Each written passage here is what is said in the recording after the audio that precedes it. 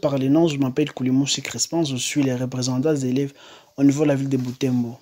C'est depuis le 14 juillet 2025 que le ministère de l'Éducation nationale et Nouvelle Citoyenneté a fait circuler les circulaires portant maintien des élèves filles au niveau des établissements scolaires.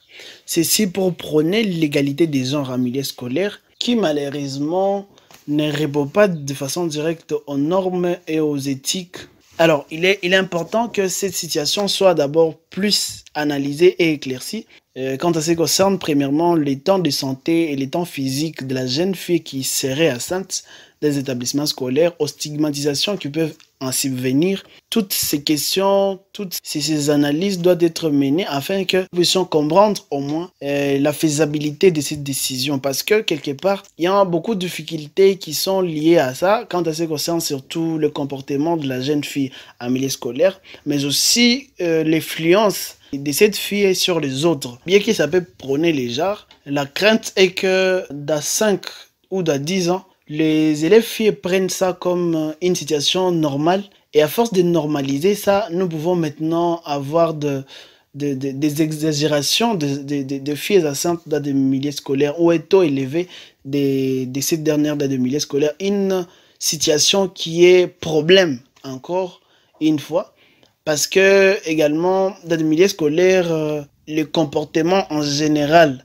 des élèves pourrait subvenir de ces décisions également dans quelques années qui sont en train de venir. Il est important d'éclaircir quelques points, quelques zones d'ombre afin que ces décisions ne puissent pas jouer sur l'éducation, sur notre éducation en général.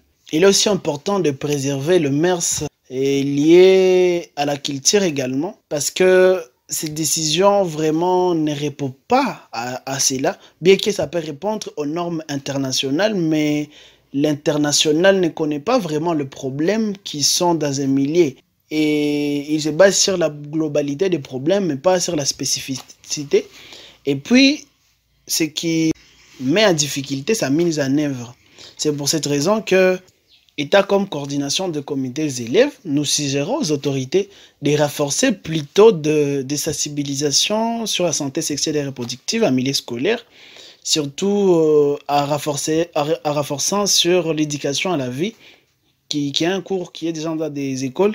Si on pouvait renforcer sur cela, peut-être ça pourrait diminuer les taux de grossesse qui peuvent être dans la République en général. Cela, ça pourrait au moins limiter les grossesses précoces qui peuvent survenir en milieu scolaire.